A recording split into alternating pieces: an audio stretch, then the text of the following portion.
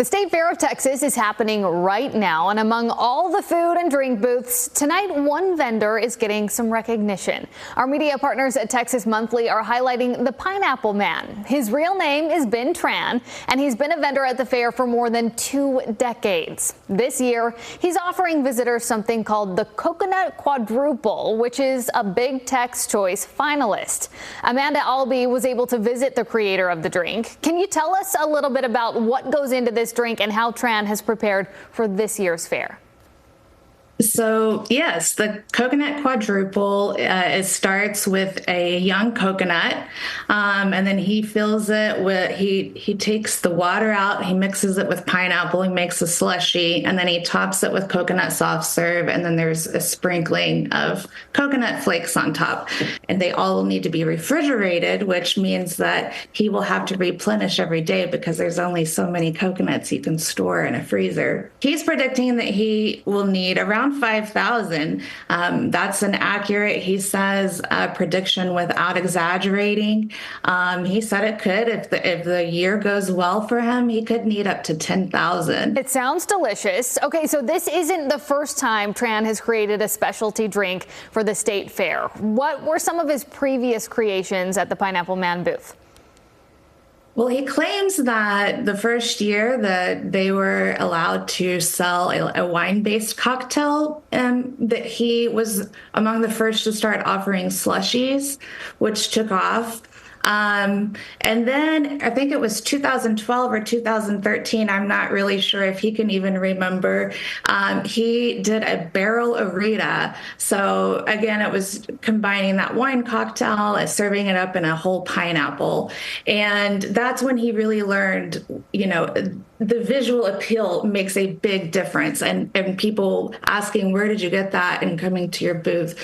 That was his first good year after starting in 2001. And then from there, last year was his first year to ever become a finalist, even though he had entered every year. He became a finalist for his tropical two-step punch. And then he became a finalist again this year. This year, they started a whole best taste sipper category just for drinks. He didn't win, but he did make a finals. And that makes a big difference for vendors. Getting those designations in the Big Tex Choice Awards is a big moneymaker. Yeah, absolutely. That's got to be such a huge sense of accomplishment for him after how long he's tried. So that's incredible. In the article, you point out Tran traveled from Vietnam and eventually made his way into fair foods business on the most Texan place on earth. Can you talk about how all of that happened?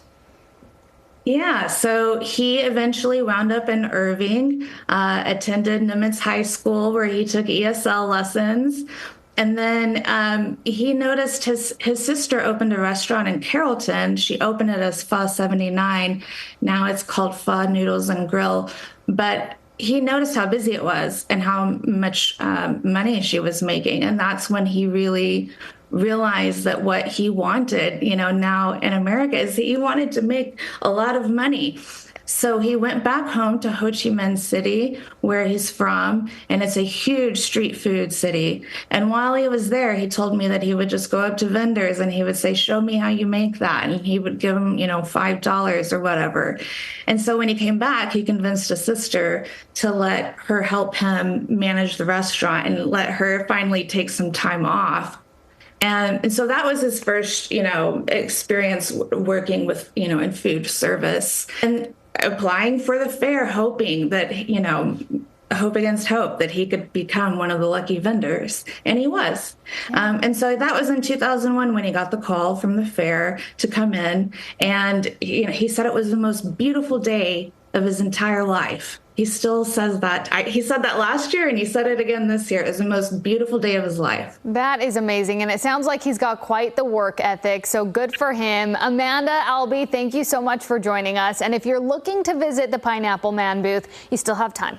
The state fair runs through October 19th. You can also read Amanda's entire article right now on TexasMonthly.com. CBS